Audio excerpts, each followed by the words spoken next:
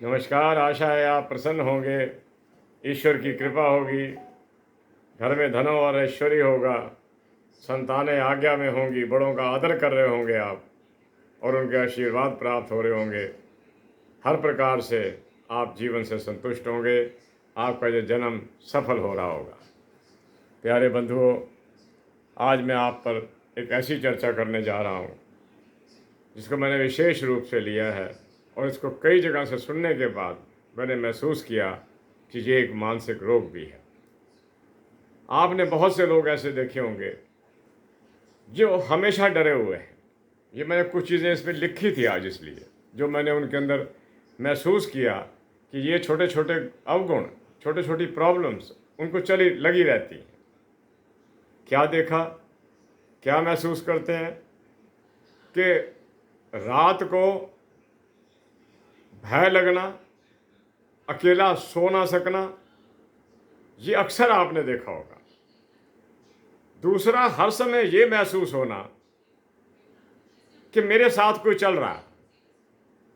ऐसी कोई स्थिति नहीं होती, लेकिन ये हमारे दिमाग की एक सोच बन जाती है कि कोई मेरे साथ साथ चल रहा है। तीसरी बात जो ये देखी, ये मैंने कहीं से नहीं देखी, जो मैं लोगों से मिलता हूँ, उनकी बातों को सुनता हूँ तो मुझे ज्ञात होता है कि ये समस्याएं चल रही हैं। तीसरा, ये लगना कि अगर मैं सोया हुआ हूँ तो मेरे साथ भी कोई सोया हुआ है, मेरे साथ वाले बेड पर भी कोई सोया हुआ है। कई बार उठ के बैठ जाना और ऐसा महसूस होना कि जैसे मेरे से कोई बातें कर रहा है। ये ऐसी ऐसी घटनाएं होती हैं। ये कोई आज की नहीं होती, ये पुरातन काल में भी थी। लोग पहले भी इस मानसिक स्थिति के अंदर थे, आज बढ़ गए हैं। और ऐसा लगना कि जैसे किसी ने मुझ पर कुछ कर दिया है, ऐसा हो नहीं सकता, क्योंकि ईश्वर का विधान है और किसी में इतनी शक्ति नहीं कि आप पर कुछ कर जाए। ये विधान नहीं है। खैर, ऐसा लगना कि किसी ने कुछ कर दिया है। शंकालु प्रवृत्ति, किसी से बात करते करते भी उनको ये लगेगा कि ये किसी संशय के कारण मुझसे ये बातें कर रहा है, पूछ रहा है। ये शंकालु प्रवृत्ति का हो जाना। और अगर जीवन के अंदर कोई बदलाव हो जाए, बदलाव का मतलब क्या है, मैं यहां तक भी कह सकता हूं, विवाह का हो जाना। विवाह हो गया, संतुष्ट नहीं है। संतान हो गई, संतुष्ट नहीं है। कोई धन की कमी आई या धन बढ़ा तो ये कहा किसी ने कुछ किया है। ये सब राहु की कृपा है। राहु का सबसे बड़ा दोष ये है कि ये व्यक्ति को इस भूचाल में फंसा देता है कि तेरे पर किसी ने कुछ कर दिया है। वो अपने आप को हीन समझता है और दूसरों को समझता है कि ये बड़े ताकतवर है। ऐसी कोई स्थिति नहीं होती। मैं आपको राहु के उपचार बताता हूँ। आज का मेरा मुख्य मुद्दा ये भी था और भी है, लेकिन मैं इस बात से काफ़ी चिंतित महसूस कर रहा था अपने आप को कि मुझे इस विषय पर ये बताना चाहिए कि ये एक रोग है, ये एक डिजीज़ है। ये किसी का किया कराया कुछ नहीं है। It is a problem, it is a physical problem के अलावा it is a mental problem. ये दिमाग की कुछ नाड़ियों का कमज़ोर हो जाने के कारण हमारी सोच में परिवर्तन आ जाता है। आपने देखा होगा, कुछ लोग कईयों से बड़ी घृणा करते हैं कि नहीं, ये ठीक नहीं है, इसने कुछ किया था, इसने मुझे ये शब्द कहे थे। ये सब राहु की कृपा है। इसमें आप केतु को भी कम ना समझना। केतु है ही तंत्र का मालिक, वो ऐसा करवाता है। मैं आज का विषय भी यही दे रहा हूँ कि डरना, भयभीत रहना, दूसरों पर संशय करना, अपने जीवन के किसी भी परिवर्तन को देखकर उसे स्वीकार करने को तैयार न होना, ये राहु के कारण। और मैं कहा करता हूँ, ये बीमारी को ठीक करने के लिए पूरा रोल डॉक्टर्स का है। जो ब्रेन स्पेशलिस्ट हैं, जो मेंटल डॉक्टर्स हैं, वही करते हैं। छोटे छोटे उपाय हम बताते हैं आपको, वो मैं आपको अब भी बता रहा हूँ। राहु को ठीक करने के लिए सबसे पहले जो सबसे बड़ी बात है, आप ईश्वर की भक्ति कीजिए। आप गायत्री मंत्र का निरंतर जाप कीजिए। गायत्री मंत्र किसी से आज अछूता नहीं है, सबको आता है। माला जपन कीजिए और सिर्फ ओम की माला जपिए, ओम ओम ओम करते रहिए। ओम प्रभु का निज नाम है। जब ये हमारी पृथ्वी सूर्य के गिर्द चक्कर काट रही होती है, हमें कोई आवाज़ नहीं आती, क्योंकि ईश्वर का विधान है कि मेरी पृथ्वी पर, मेरे अन्य ग्रहों पर रह रहे लोगों को आवाज़ें ना आए। अन्यथा नासा ने भी अब कह दिया है, हमारे वैज्ञानिक वेद वाले तो पहले ही कह गए थे कि जब ये पृथ्वी चलती है तो ओम की आवाज़ आती है, ओम ओम की ध्वनि होती है। आप ईश्वर का नाम लीजिए, आपके ये रोग निकल जाएंगे। और इससे जो आदमी ऐसे रोगी का गार्डियन के रूप में उसके पास खड़ा हुआ है, उसके मनोबल को बढ़ाने की कोशिश करे, उसकी हाँ में हाँ ना मिलाता जाए। अगर वो कहे कि मुझे, मेरे साथ कोई खड़ा है, क्या कोई नहीं खड़ा तेरे साथ, मैं किसी से बात कर रहा हूँ या कर रही हूँ, क्या कोई बात करने वाला नहीं है, आप अकेले हैं, उसके मनोबल को बढ़ाइएगा। ये मेरा आज का पहला चैप्टर था और मैं यही आपको कहना चाहता था। ये रोग है, व्याप्त होता है। आपने बहुत से लोगों को देखा होगा जिनके लिए अंधेरा, थोड़ा सा अंधेरा हो जाए तो वो बैठ ही नहीं सकते, उनको भय लगता है, ऐसा फील होता है कि इस अंधेरे में कोई मेरे साथ बैठा हुआ है। ये एक बड़ा इम्पॉर्टेंट मुद्दा था मेरे लिए, जो मैं काफ़ी दिनों से सोच रहा था कि इसको बड़े सरल तरीके से लिया जाए, ताकि लोगों को ये महसूस हो कि ये कुछ नहीं है, ये केवल हमारी सोच है। दूसरी बात, जो लोग वास्तव में प्रभु की इबादत करते हैं, उसकी भक्ति करते हैं, उसका जाप करते हैं, उसका नमन करते हैं, उनको ऐसी बीमारियां नहीं हुआ करती। संस्कारों की बात मैं आपसे करता हूँ। मुझे एक बड़ा पुराना अपना एक पेज मिला, जिसको मैं आपको सुनाना चाहता हूँ कि संस्कारों का कितना महत्व है हमारे जीवन के अंदर। अगर हमने बच्चों को, छोटे छोटे जो बच्चे हैं, 5 साल, 4 साल, 10 साल, ज़्यादा जैसे भी है, अगर हम उनको बहादुरी के संस्कार देने शुरू कर दें कि बेटा संसार के अंदर खुद अच्छे बनिए, आपका कोई कुछ नहीं बिगाड़ सकता। इसका एक मैं आपको मिसाल देता हूँ कि महाभारत युद्ध के अंदर अभिमन्यु चक्रव्यूह के अंदर इसलिए हार गए क्योंकि वो चक्रव्यूह से निकल नहीं सके। उस चक्रव्यूह जो द्रोणाचार्य ने रचा था, उसमें वो चले तो गए क्योंकि उनको जाना आता था। क्यों, कैसे हुआ कि जब महाराज अर्जुन अपनी पत्नी को मिलने के लिए, क्योंकि कृष्ण जी की बहन थी सुभद्रा, को मिलने के लिए गए, उनका यही एक प्रयोजन रहा होगा कि मैं, क्योंकि ये गर्भ धारण किए हुए हैं और आने वाला जीव अगर पुत्र है, तब पता लग जाता था पुत्र है तो मैं उसको ये संस्कार दूंगा, उसको मैं इसमें चक्रव्यूह में घुसने का सिखाऊंगा। और जब वो सिखा रहे थे, सुभद्रा को सुना रहे थे, सुभद्रा नंदन कहते हैं उसे, सुभद्रा को सुना रहे थे, तो कहते हैं जब वो जाने का, घुसने का सुना बैठे और जब वो उसको बाहर निकलने का सुनाने लगे तो सुभद्रा सो गई या उनीदी हो गई, जिसका प्रभाव ये पड़ा कि गर्भ में पल रहे बच्चे पर वो संस्कार नहीं आए। और उसका परिणाम क्या निकला कि रणक्षेत्र में वो बहादुर योद्धा जो छोटी सी उम्र का था, 7 महारथियों के द्वारा वध कर दिया गया। ये संस्कार है। आप अपने बच्चों को संस्कार दीजिएगा, उनको बहादुरी के संस्कार दीजिएगा, क्योंकि कमज़ोर आदमी का कोई जीवन नहीं होता, ना तो वो खुद जी पाता है, ना उसे लोग जीने देते हैं। मैं आपसे बार बार हाथ जोड़कर निवेदन करता हूँ, संस्कार बहुत बड़ी ताकत है, ये असली घुट्टी है।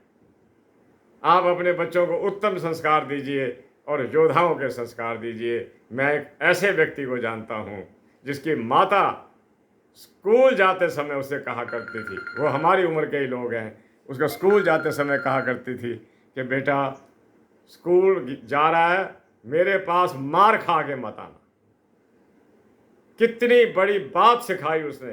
हालांकि कोई ऐसी घटना नहीं हुई उसके जीवन के साथ, लेकिन माँ का ये था कि बेटा पिट कर मत आना, योद्धा बनना, युद्ध लड़ना सीखना, डरना नहीं। और जब तक हम इकट्ठा रहे मैं देखता था he was a brave person. तो मैं यही बात, पहली बात ये कही, जो लोग डरते हैं, भयभीत होते हैं कि मुझे कोई कुछ कर रहा है, कुछ कह रहा है, कुछ मेरे पे तंत्र हो रहे हैं, मंत्र, उनको बचाइएगा और अपने बच्चों को उत्तम संस्कार दीजिएगा।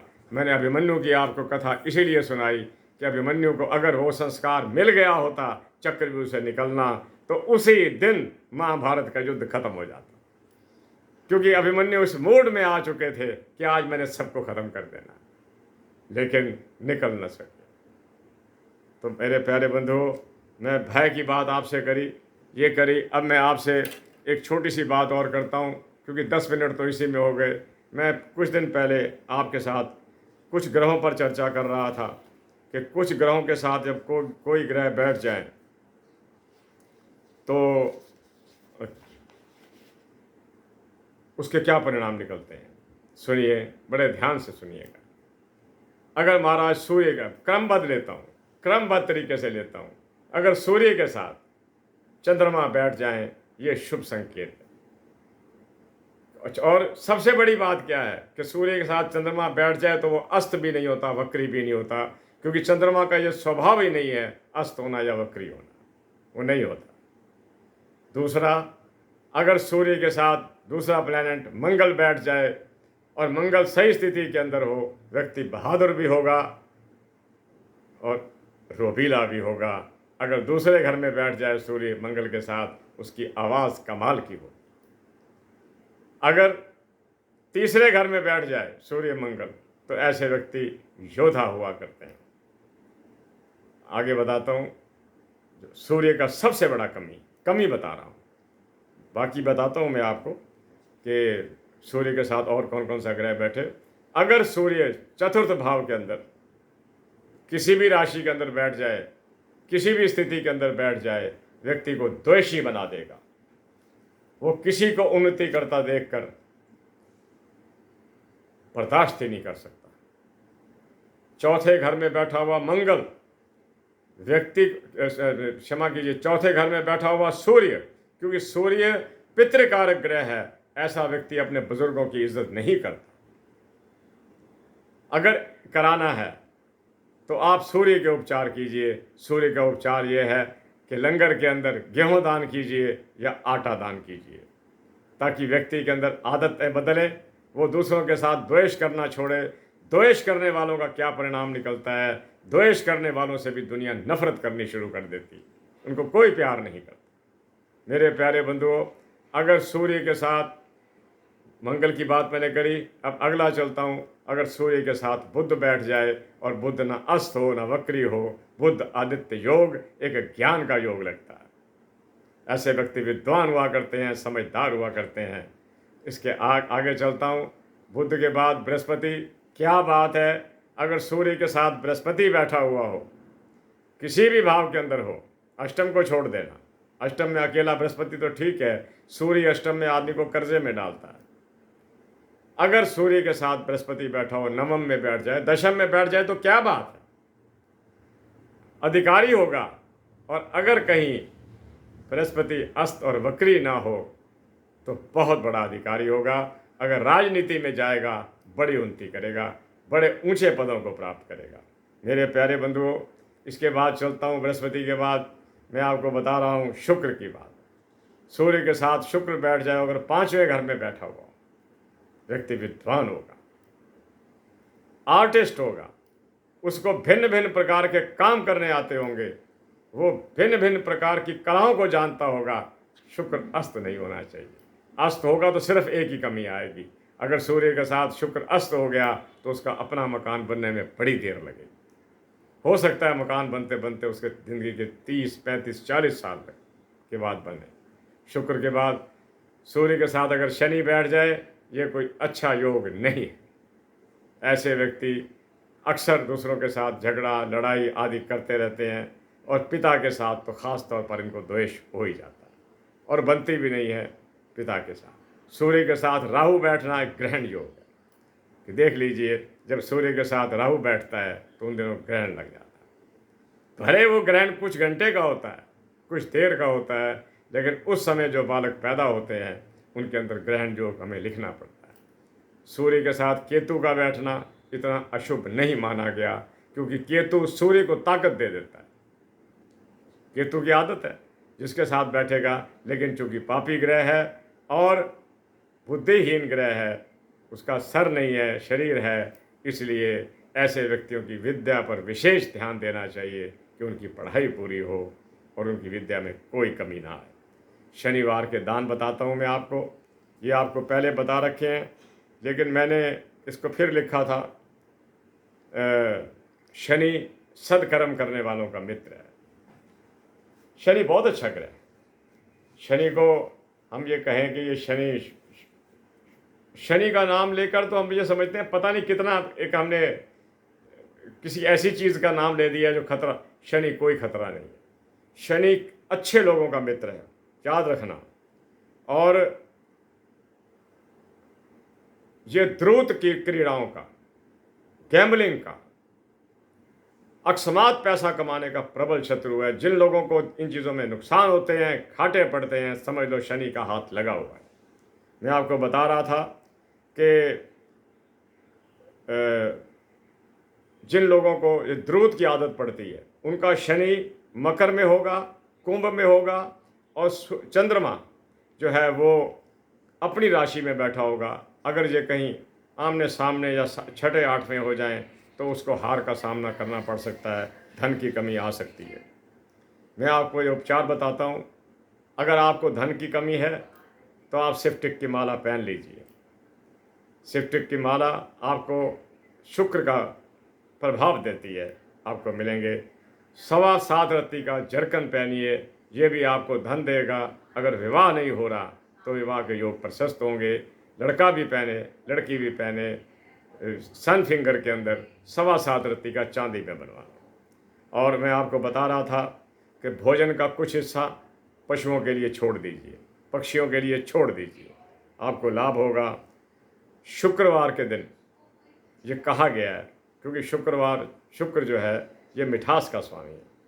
शुक्रवार को खट्टी चीज़ें कम सेवन कीजिए, मीठी चीज़ों का सेवन कीजिए। नमकीन चीज़ों का भी आप सेवन कर सकते हैं, लेकिन खटास न खाइएगा। आगे चलता हूँ। भोजन का टुकड़ा मैंने कहा हूँ छत पर कौओं को दीजिएगा, धीरे धीरे वो खाने लग जाएंगे और आपको बड़ा आराम मिलेगा। शुक्र लग्जरी का मालिक है, दौलत का मालिक है, आपको धन देगा, आपको सुख और ऐश्वर्य देगा। ये मैंने माना कि ये प्रेम प्रसंगों का भी मालिक है, रोमांस का भी मालिक है, लव अफेयर्स का भी मालिक है। अगर आपके ये चीज़ें जेन्युइन चल रही हैं तो आप शुक्र की पूजा कीजिएगा। मेरे प्यारे बंधुओं, शुक्र वाला, जिसका शुक्र डाउन चल रहा हो या जिसका शुक्र अति उत्तम हो, वो सफ़ेद कपड़ों को पहने। शुक्र को सफ़ेद कपड़े वाकई बहुत अच्छे लगते हैं, ये आप पहनना। और माता लक्ष्मी का शुक्रवार के दिन अगर आप उपवास रख सकें, उपवास का मतलब ये नहीं कि आप सारा दिन भूखे रहें, आप कुछ खाइए, लेकिन वो चीज़ें जो मीठी हों और सुपच हों, ये आप करते रहिएगा। 18 मिनट होने को आ गए। मैंने सबसे पहले आज आपको भय पर बताया कि जो लोग डरते हैं, ये समझते हैं किसी ने कुछ कर दिया है, कोई तंत्र मंत्र हो गया है, किसी ने कुछ कर दिया है, इन चीज़ों से मत डरिए। ये राहु के हमारे अंदर, हमारी कुंडली के अंदर जो कमज़ोरियाँ होती हैं उसका प्रभाव है, और इसका सीधा असर हमारी थिंकिंग के साथ है, हमारे दिमाग के साथ है। इससे बचिएगा, कुछ नहीं है। आप गायत्री मंत्र का जाप कीजिएगा, ओम का जाप कीजिएगा। अगर कोई तकलीफ़ बहुत ज़्यादा हो रही है, करा दीजिएगा हवन किसी दिन। हवन से बड़ा और कोई बात नहीं। देवताओं के मंदिरों में तो आप जाते हैं, उनको भी प्रार्थना कीजिएगा, यज्ञ भी कीजिएगा, कल्याण होगा। आज की मेरी यही वार्ता थी। मैं भय के बारे में बताने आया था, कुछ सूर्य के बारे में बताने आया था, कुछ मैं आपको ये बताने के लिए आया था कि शनि के दान करते रहना मत भूलिएगा। आज बुधवार का दिन है, मेरी माता सरस्वती का दिन है। मैं प्रार्थना करता हूँ माता सरस्वती से कि वो आपको मेधा और प्रज्ञा बुद्धि वैसे बहुत बड़ी बात है। सद्बुद्धि, प्रज्ञा बुद्धि, मेधा बुद्धि और एक सबसे बड़ा ज्ञान होता है जिसे हम ऋतंबरा बुद्धि कहते हैं। ऋतंबरा बुद्धि वाले लोग उस स्तर पर पहुंच जाते हैं जहां आने वाला क्यों आया उनको पता होता है। मेरे प्यारे बंधुओं, ईश्वर आपको बहुत खुश दे, ईश्वर आपका कल्याण करे, आपके अंदर व्याप्त भय भय निकले। क्योंकि मैंने एक बिल्डिंग पर पढ़ा था, वो बहुत बड़े संत का था, आश्रम था, उस पर लिखा हुआ था, भय सबसे बड़ा रोग है, इस रोग से बचिए, अपने डॉक्टर से भी कंसल्ट कीजिए, और जो छोटे छोटे उपाय हैं दान के वो भी करते रहिए। शनि का मित्र लेबर उसकी मित्र है, श्रमिक उसका मित्र है, श्रमिकों की सहायता कीजिए, ईश्वर आपका भला करेंगे।